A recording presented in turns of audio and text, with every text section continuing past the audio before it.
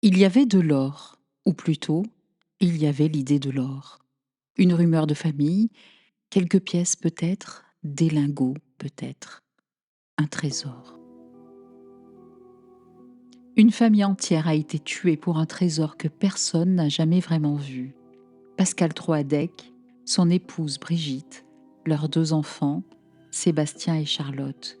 4 personnes, une maison à Orvaux près de Nantes, une vie ordinaire en apparence, et au centre de cette affaire, une rumeur, une histoire d'or disparu, une caisse introuvable, un héritage supposé, des pièces peut-être, des lingots peut-être, mais surtout une idée.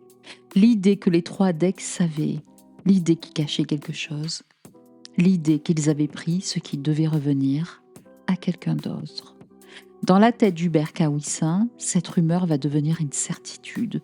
Et quand une certitude ne laisse plus aucune place au doute, elle peut transformer une famille en ennemie, un héritage en menace, une maison en scène de crime. Bienvenue dans Clinique du crime. Aujourd'hui, l'affaire Troadec, paranoïa, trésor fantôme et massacre familial.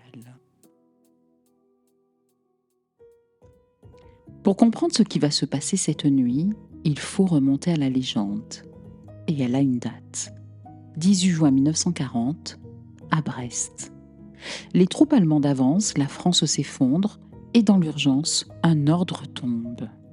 Évacuer les réserves d'or de la Banque de France, tout de suite, dans la précipitation, avant que les Allemands n'atteignent le port. Sur les quais, 5 paquebots sont mobilisés. Direction la Martinique, Halifax, Dakar. La consigne est sèche, presque irréelle. Tout doit être terminé pour 18 heures. Chargez l'or en vrac. Alors on charge, vite, à la hâte. L'or de la France part dans des caisses, dans des cales, dans le fracas du départ. Le lendemain, 19 juin, les Allemands arrivent à Brest, mais la rade est vide. Les bateaux sont déjà loin, et avec eux, l'or français a échappé à l'occupation. Enfin, presque. Car la Banque de France tient ses comptes avec une précision redoutable. Chaque caisse, chaque lingot, chaque déplacement. Et pourtant, au moment de faire les comptes, une caisse manque à l'appel. 50 kilos de lingots, une caisse entière, disparue pendant le chargement, probablement tombée à l'eau dans le chaos du départ. Officiellement, l'or français a été sauvé. Mais dans cette histoire, il reste un trou, un manque, une caisse absente. Et c'est dans ce vide-là que des décennies plus tard, une rumeur va commencer à respirer.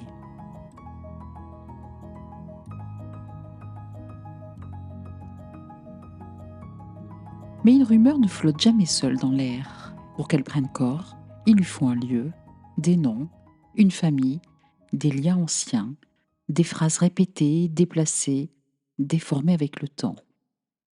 Et c'est là que l'histoire quitte les coffres de la Banque de France pour entrer dans une maison, dans une généalogie, dans une mémoire familiale. Au centre de cette mémoire, il y a les Troadec, une famille installée à Orvaux, près de Nantes, Pascal Troadec, son épouse Brigitte, leurs 2 enfants, Sébastien et Charlotte. 4 personnes, une maison, des études pour les enfants, des métiers stables pour les parents, un quotidien inscrit dans cette France moyenne, discrète, laborieuse, où l'on travaille, où l'on construit, où l'on compte, où l'on avance sans bruit. Pascal Troadec travaille dans la plasturgie, Brigitte Troadec travaille au Trésor public, avec des responsabilités. Sébastien et Charlotte sont tous 2 étudiants. Une famille ordinaire en apparence, une famille avec des habitudes, ses tensions possibles, ses silences, ses histoires anciennes. Et dans ces histoires, il y a cette rumeur d'or. Elle vient du côté du père de Pascal et de Lydie Troadec, un artisan plâtrier, un homme de chantier. Selon le récit familial, il aurait peut-être découvert quelque chose lors de travaux dans un immeuble de recouvrance à Brest. Une caisse ou une partie d'une caisse, de l'or peut-être, des pièces peut-être. Peut-être. C'est le mot qui devrait tout retenir. Mais parfois dans une famille, un peut-être répété assez longtemps finit par prendre la dureté d'un fait. L'histoire circule, elle se raconte à demi-mot, elle change de forme. Une caisse disparue devient de l'or retrouvé devient un trésor caché, le trésor caché devient une dette, et la dette, peu à peu, devient une accusation. C'est à cet endroit précis qu'un autre homme entre dans l'histoire, Hubert Kawissin. Il n'appartient pas à la famille Troadec par le sang, il y entre par Lydie Troadec, la sœur de Pascal. Ils se rencontrent sur Internet, une relation commence, puis une vie commune, puis un enfant. Hubert Kawissin devient alors un homme du bord, lié à la famille mais pas né dedans, proche mais pas au centre, dedans par le couple, dehors par la généalogie. Et cette position est importante, parce qu'il ne reçoit pas la rumeur comme Pascal ou Lydie peuvent la recevoir. Il l'entend depuis une place oblique.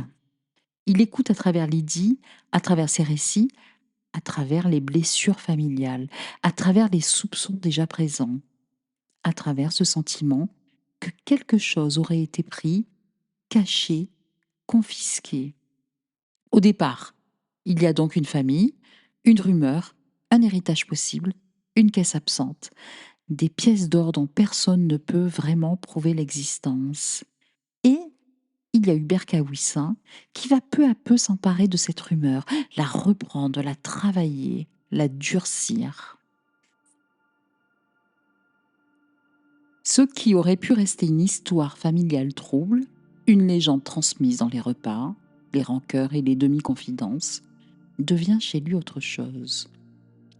Cela devient une hypothèse, puis une conviction, puis une certitude. Et à partir du moment où la rumeur devient certitude, les Troadec ne sont plus seulement des parents, des proches, des membres de la famille. Dans l'esprit d'Hubert Kawissin, ils deviennent ceux qui savent, ceux qui cachent, ceux qui possèdent, ceux qui empêchent Lydie, leur enfant, leur propre branche familiale, d'accéder à ce qui leur reviendrait. Le récit bascule alors. On ne parle plus seulement d'or, on parle de spoliation, de réparation, de dette, d'injustice et bientôt de menaces. Dans l'esprit d'Hubert Kawissin, cette dette n'est plus une idée, elle devient une chose presque matérielle, quelque chose qu'on lui doit, quelque chose qu'on retient, quelque chose qu'il faudra arracher au silence. Et cette nuit-là, à Orvaux, il va venir la réclamer. Mais il ne vient pas selon lui pour tuer, il vient chercher des preuves de l'or, des preuves du mensonge, des preuves de la spoliation. Il vient forcer une porte, pour forcer une vérité. La maison est là, posée dans le noir, une maison ordinaire dans un quartier ordinaire d'Orvaux. Des volets fermés, un jardin silencieux, rien de l'extérieur ne laisse deviner ce qui va se passer. À l'intérieur, la soirée suit son cours. Une cuisine éclairée, des voix, des phrases simples, ce qu'on fera demain, ce qu'il reste à préparer. La fatigue qui tombe sur la fin de semaine. À l'extérieur, dans la nuit, quelqu'un écoute. Pas pour entendre une conversation, pour obtenir une confirmation. Il ne vient pas avec une simple colère, il vient avec tout un dossier intérieur, un dossier sans pièces, sans témoins, sans certitude réelle. Mais dans sa tête, tout est déjà classé. Tout accuse, tout désigne les Troadec. Dans sa main, un stéthoscope. Un stéthoscope. Un stéthoscope, normalement, sert à écouter la vie, un cœur, un souffle, une respiration. Cette nuit-là, il ne cherche pas la vie, il cherche une preuve. Il approche l'embout du mur, il incline la tête, il écoute. Derrière le plâtre, une télé murmure. Des pas dans l'escalier, des rires de cuisine, une vie qui continue. Mais ce qu'il entend, ce n'est pas ça. C'est l'or qui répond, immobile, muet, caché derrière le réel, caché derrière les voix, derrière le mur. Pas un bruit suspect, pas un claquetis de pièces, rien. Alors il sait, ils ont tout scellé, tout étouffé, tout dissimulé. Plus il n'y a de traces, plus la dissimulation est parfaite. Le vide devient la preuve.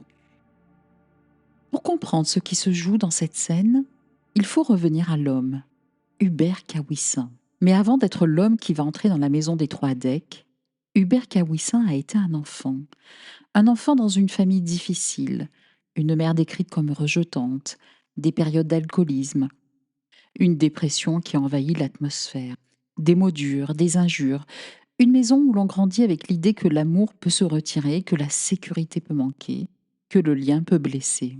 À l'école, cela continue, mais autrement. Il devient la cible d'une enseignante, la tête de Turc. Et quand l'adulte désigne un enfant, les autres suivent souvent. Les camarades imitent, rient, répètent. Peu à peu, il prend une place dans la classe, celle de celui qu'on peut humilier, celui qu'on choisit, celui sur qui ça tombe. Un enfant ne traverse pas cela sans en garder quelque chose. Pas forcément un souvenir clair, pas forcément non plus une plainte formulée, mais une façon de sentir le monde, une vigilance, une méfiance, une impression que les autres peuvent se liguer, rire derrière le dos, cacher quelque chose, prendre ce qui vous revient. Alors bien sûr, Hubert Kawissin ne se résume pas à cette enfance. Il avance, il travaille, il construit une vie, il a une compagne, un fils, une organisation quotidienne. De l'extérieur, rien ne ressemble à une chute spectaculaire. C'est même cela qui trouble. Il y a une vie sociale, une famille, des habitudes, une apparence de stabilité. Et pourtant, quelque chose demeure, une vieille blessure d'humiliation, un sentiment d'être tenu à l'écart, une colère qui ne trouve pas son adresse. Chez certains sujets, ce type de blessure ne reste pas seulement une douleur intime. Elle devient une grille de lecture. On ne se dit plus seulement j'ai été blessé, on commence à penser on m'a fait du tort. Puis on me cache quelque chose. Puis quelqu'un m'a pris ce qui m'était dû. Ce n'est pas encore le crime, ce n'est pas encore la nuit d'Orvaux, c'est le terrain. Un terrain ancien, fait de honte, de rejet, de soupçons et d'injustice. Et dans ce terrain-là, la rumeur de l'or va trouver une place. Elle ne va pas seulement raconter une histoire de famille, elle va donner une forme à sa colère, une cible à sa rancœur, un objet à son sentiment d'avoir été spolié. À partir de là, l'or n'est plus seulement de l'or, il devient la preuve supposée que les autres ont menti, que les autres ont pris, que les autres savent, et qu'il faut enfin leur faire dire la vérité.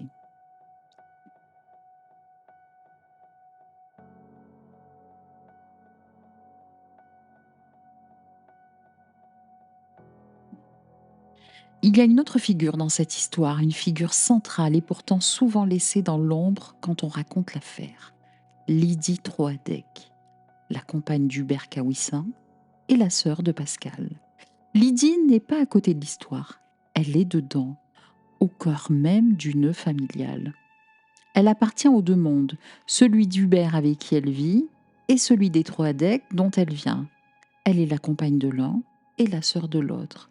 Et cette place-là, déjà, est une place de tension. À un moment de sa vie, Lydie tombe malade, un cancer du sein.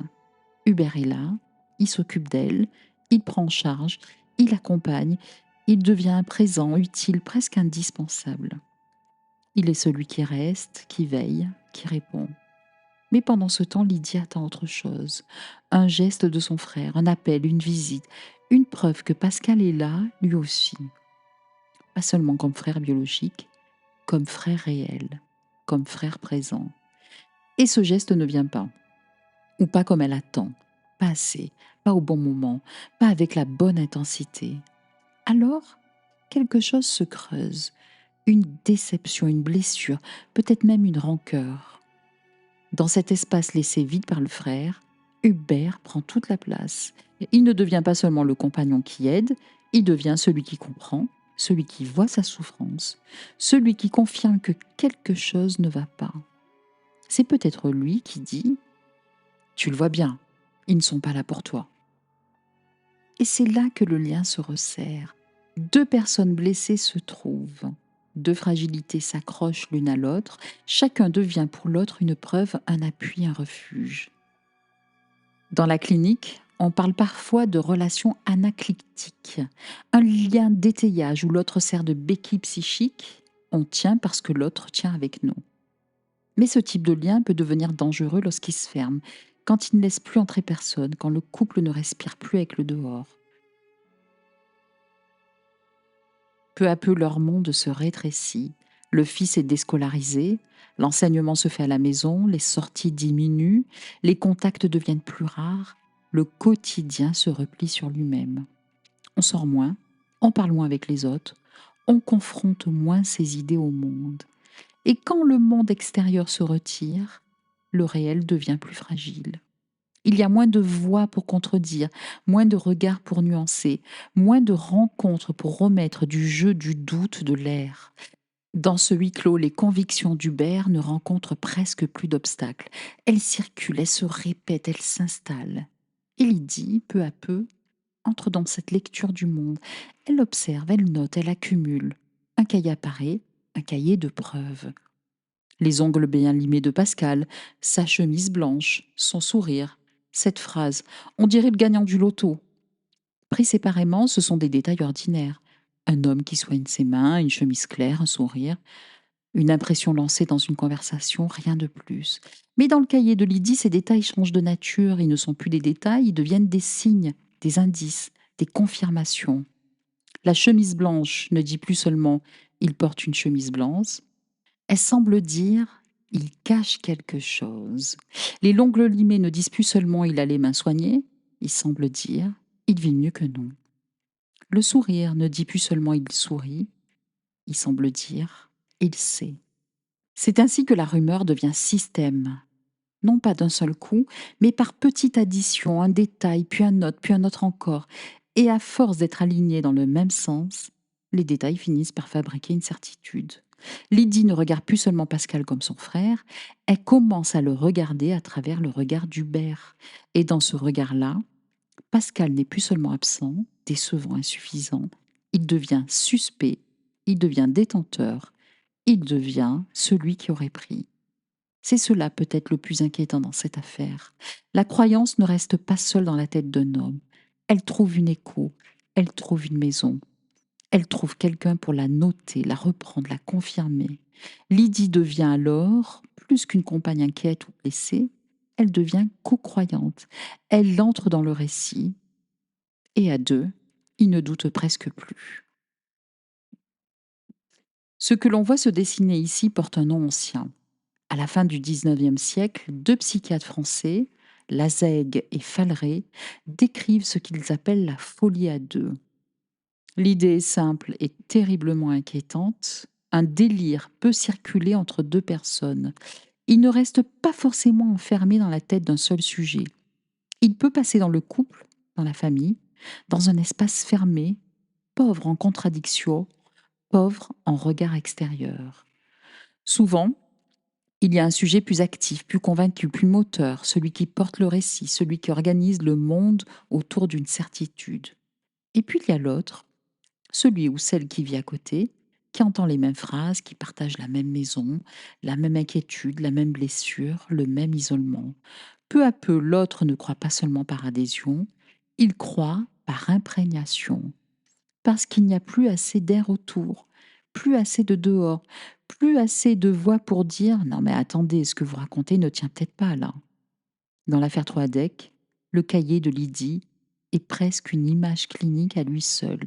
Elle ne se contente pas d'écouter Hubert, elle note, elle rassemble, elle classe, elle transforme des détails ordinaires en indices. Et puis, quelque chose change. Au début, Hubert Kawissin se vit comme un homme à qui l'on a pris quelque chose. Une part d'héritage, une vérité, une réparation. Dans sa tête, il y a encore une logique de revendication. On lui aurait volé ce qui devait lui revenir. Il rumine, il réclame intérieurement, il recompte une dette que personne ne reconnaît. Mais peu à peu, cette colère prend une autre forme. Elle ne dit plus seulement on m'a volé, elle commence à dire on nous menace. Et là, le registre n'est plus le même. Parce qu'un homme qui se croit spolié peut réclamer, accuser, harceler, surveiller, mais un homme qui se croit menacé peut finir par croire qu'il se défend. Et c'est là que le fils entre dans la logique.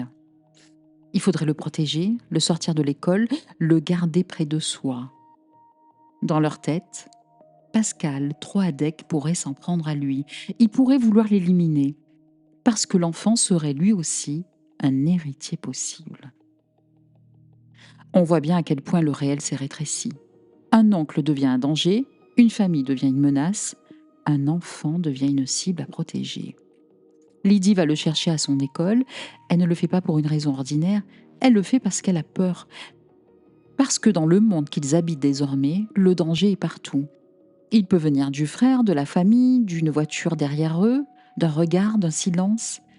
Hubert Kawissin, lui, vérifie.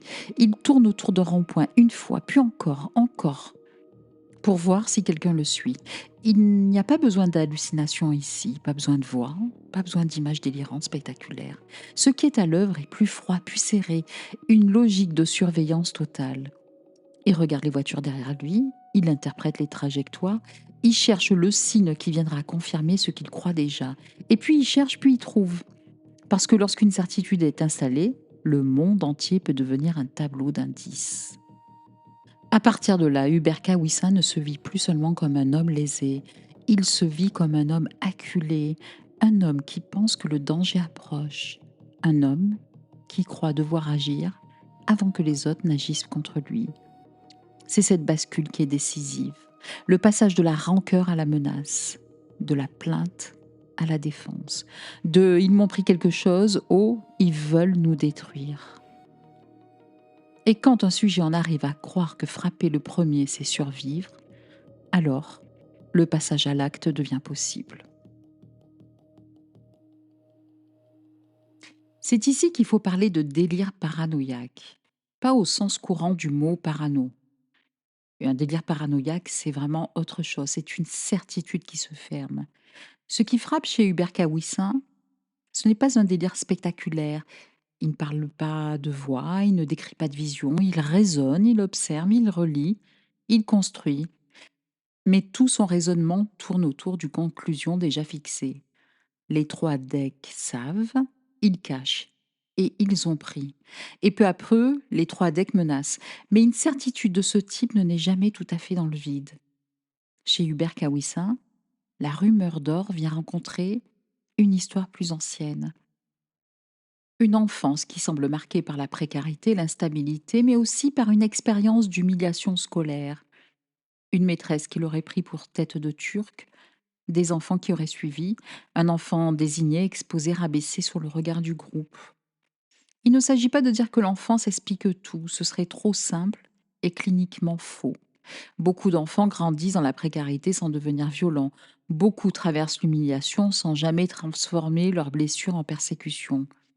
Mais ce type d'expérience peut laisser une trace profonde, le sentiment d'avoir été assigné à une mauvaise place, d'avoir été moins protégé que les autres, moins reconnu, moins défendu, comme si très tôt le monde avait dit « toi, on peut te désigner, toi, on peut te rabaisser, toi, on peut te laisser seul face au groupe ».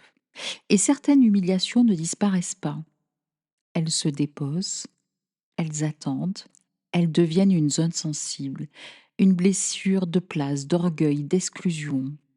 Des années plus tard, une histoire peut venir toucher exactement cet endroit-là. Dans l'affaire Troadec, cette histoire, c'est l'or. La rumeur d'un trésor caché ne reste pas une simple légende familiale. Elle devient une explication, une cause, une réponse. Elle donne une forme à quelque chose de plus ancien. Ce n'est plus seulement j'ai manqué, j'ai été mis de côté, je n'ai pas eu ma part. Cela devient on nous a pris quelque chose, on nous a volé, on nous cache ce qui nous revient. C'est une bascule clinique importante. Le délire paranoïaque transforme une faille intime en accusation extérieure. Il donne un responsable à une souffrance ancienne. Il met un visage sur le manque. Et ce visage, peu à peu, devient celui des trois decks. Alors l'or n'est plus seulement un trésor possible, il devient une dette, une réparation, une preuve que quelque chose leur est dû, à Lydie, à leur enfant, à leur lignée. À partir de là, tout peut entrer dans le système. Si les trois decks semblent avoir de l'argent, c'est une preuve. S'ils n'en montrent pas, c'est qu'ils dissimulent. S'ils parlent, ils mentent. S'ils se taisent, ils cachent. S'ils sourient, ils savent. S'ils s'éloignent, ils fuient. Voilà le piège. Le réel ne vient plus contredire la croyance, il vient l'alimenter. La conclusion existe avant les faits, et les faits ne servent plus qu'à l'habiller. Ce n'est plus une pensée qui cherche, C'est une pensée qui confirme, une pensée refermée par sa propre certitude. Puis, le délire change de température. Il ne s'agit plus seulement de récupérer son héritage, il ne s'agit plus seulement de prouver que les trois Adek auraient caché l'or. À ce stade, la logique se déplace. La spoliation devient persécution. Ceux qui auraient pris deviennent ceux qui pourraient nuire.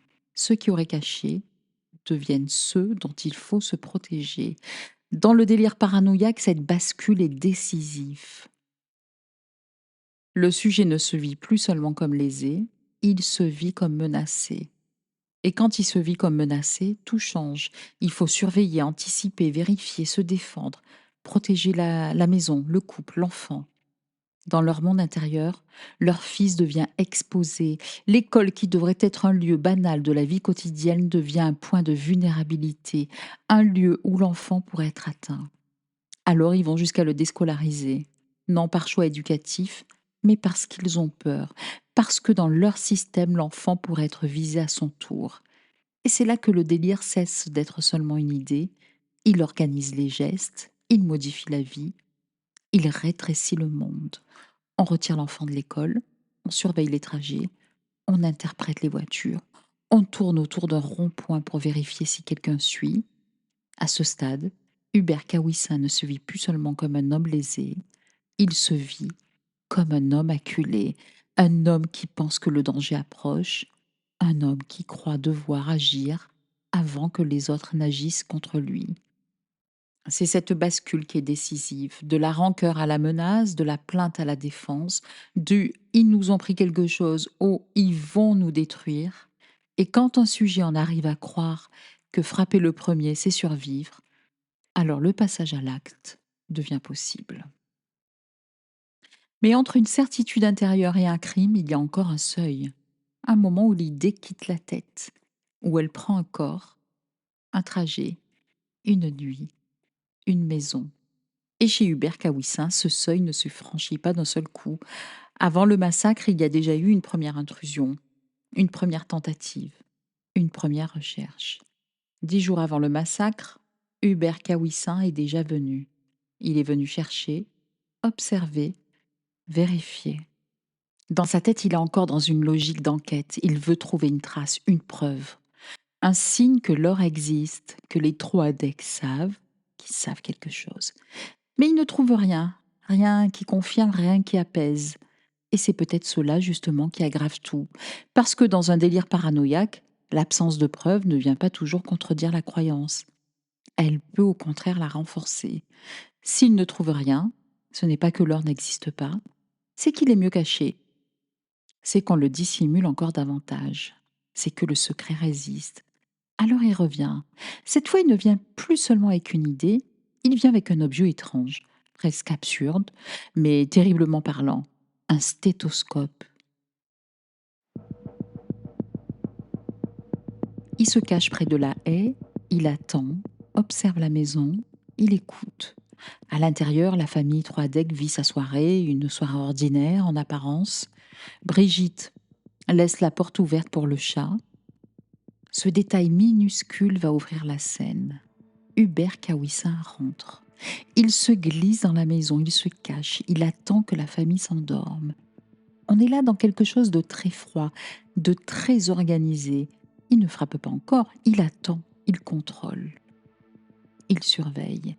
Puis, il aperçoit un trousseau de clés.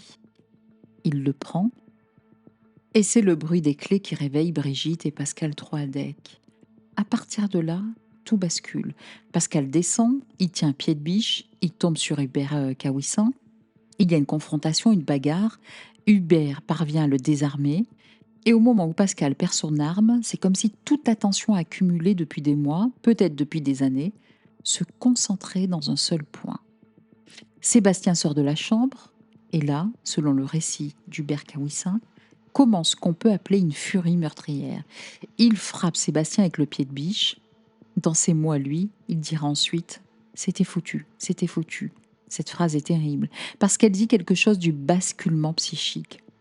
À cet instant, il ne se vit plus comme quelqu'un qui peut reculer, il se vit comme quelqu'un qui est déjà allé trop loin, comme si, une fois le premier geste commis, tout devait suivre. Non pas parce que c'est logique, mais parce que dans sa tête, la possibilité d'un retour en arrière vient de disparaître. Charlotte sort à son tour de sa chambre, elle est frappée, Brigitte aussi, puis Pascal. La scène devient mécanique, brutale, fermée. Ce qui avait commencé comme une intrusion, comme une opération de surveillance, devient un massacre. Et pourtant, après coup, Hubert Kawissin dira « Ce n'est pas ce que je voulais, pas du tout ». Cette phrase dit l'écart vertigineux entre le scénario intérieur et le réel. Dans son scénario, il venait peut-être trouver une preuve, forcer un secret, mettre la main sur quelque chose, mais le réel ne s'est pas plié à son fantasme. Le réel a résisté, Pascal s'est réveillé, Brigitte aussi. Le bruit des clés a brisé la scène, et quand le réel surgit, il ne sait plus l'arrêter. Après les meurtres, Hubert Kawissin tente de fabriquer une autre histoire. Il met en scène un départ de la famille, comme si les trois Deck avaient quitté la maison, comme s'ils avaient disparu volontairement. Il ne s'agit plus seulement de tuer, il faut maintenant effacer. Effacer les corps, la scène, les traces, produire une version supportable, une version racontable. Mais la suite est d'une froideur extrême. Lorsqu'il raconte les faits aux enquêteurs, Hubert Kawissin les prévient. Attention, c'était la partie soft. Là, ça va l'être moins. Puis il décrit. Il charge les corps dans le coffre de la voiture de Sébastien, il ramène toute la famille jusqu'à sa ferme, 300 kilomètres. 300 kilomètres à conduire avec 4 corps dans le coffre. Arrivé à la ferme, pendant 2 jours, le massacre change de nature. Il ne s'agit plus du moment de violence, il s'agit de ce qui vient après. Le découpage, la destruction, la tentative de faire disparaître. Les corps sont démembrés avec un couteau de famille. Une partie est brûlée. Les muscles et les viscères sont placés dans des sacs, puis disséminés dans la nature autour de la ferme, tout près, pas très loin, pas dans un lieu anonyme, ni dans un endroit totalement coupé de lui, autour. Et ce détail est cliniquement important, parce qu'on pourrait penser qu'un homme qui veut faire disparaître des corps cherche à les éloigner le plus possible. Ici, quelque chose d'autre semble se jouer. Disséminer autour de chez lui, c'est peut-être garder la main sur la disparition, contrôler la décomposition, savoir où les morceaux ont été déposés, pouvoir imaginer, vérifier, presque surveiller l'effacement. La disparition n'est pas seulement une fuite, elle devient une opération de maîtrise. Comme si le même homme, qui avait voulu percer un secret, devait maintenant contrôler les restes du réel qu'il venait de produire. Quand les policiers et les magistrats se rendent à la ferme, ils entrent dans un autre espace de l'affaire. La maison d'Orvaux était le lieu du passage à l'acte, la ferme devient le lieu de l'après, le lieu de l'effacement, le lieu où le délire, après avoir détruit, tente encore d'organiser ce qu'il a détruit. Et c'est peut-être là que l'affaire Troadec atteint son point le plus glaçant. Hubert Kawissin disait chercher l'or, il disait chercher une vérité cachée, il disait vouloir comprendre ce qu'on lui avait pris, mais à la fin, il ne trouve pas un trésor, il ramène 4 corps. Et dans cette ferme, il ne reste plus aucune réparation possible, seulement une certitude devenue carnage. À la fin, que reste-t-il? Une maison vidée de ses voix, des proches condamnés à vivre avec une absence impossible à penser, 4 vies détruites, Pascal, Brigitte, Sébastien, Charlotte. Ils ne sont pas morts pour un trésor retrouvé, ils ne sont pas morts pour une preuve, ils ne sont même pas morts pour de l'or. Ils sont morts parce qu'une idée délirante a pris la place du réel. Dans la tête d'Hubert Kawissin, la rumeur était devenue certitude. La certitude était devenue spoliation. La spoliation, persécution. Et la persécution avait fini par appeler la défense. C'est là que tout bascule, quand tuer n'apparaît plus comme attaquer, mais comme se protéger, quand frapper le premier devient, dans un système délirant, une manière de survivre. La justice a dû juger ce réel-là, non pas dans une légende familiale, ni dans une histoire de lingots perdus, mais 4 meurtres, un démembrement, une tentative d'effacement et l'après-coup d'un crime que rien ne pouvait réparer. Les experts psychiatres ont évoqué une altération du discernement. Le mot est important. Altération ne veut pas dire abolition. Cela signifie que son discernement était atteint, troublé, diminué, mais pas aboli au point d'effacer sa responsabilité pénale. La justice a donc reconnu la folie du système intérieur sans retirer la responsabilité de l'acte. Hubert Kawissin a été condamné à 30 ans de réclusion criminelle, 30 ans pour avoir tué Pascal, Brigitte, Sébastien et Charlotte Troadec, 30 ans pour avoir détruit une famille entière au nom d'une certitude sans preuve. Lydie Troadec, elle, a été condamnée à 3 ans de prison, dont 2 ans ferme pour recel de cadavres, avec une obligation de soins. 2 peines, 2 places dans l'histoire, 2 manières d'avoir été prises dans le même monde fermé. Et c'est peut-être là que l'affaire devient cliniquement vertigineuse. Lydie, une fois sortie de ce huis clos psychique, retrouvera une distance. Hubert, lui, restera convaincu. Le doute est souvent présenté comme une faiblesse. Ici, il aurait peut-être été une digue, un ralentissement, une fente minuscule par laquelle le réel aurait peut-être encore pu entrer.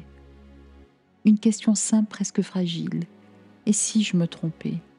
Mais cette question n'a pas survécu. À sa place, il y avait une certitude massive, fermée, inattaquable.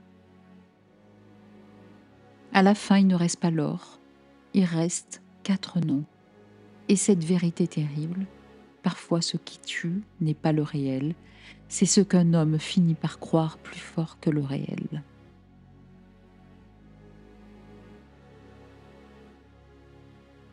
Merci d'avoir écouté Clinique du Crime. Si cet épisode vous a intéressé, pensez à vous abonner, à laisser une note, un commentaire ou à le partager autour de vous. Cela aide le podcast à continuer son chemin. Clinique du Crime revient dans 15 jours, le temps de préparer la saison 7, une nouvelle saison consacrée aux jalousies et aux possessions. Pas seulement dans le couple, mais aussi dans la famille, l'héritage, la place, le territoire et tout ce que l'on croit pouvoir garder ou reprendre. À très bientôt dans Clinique du Crime.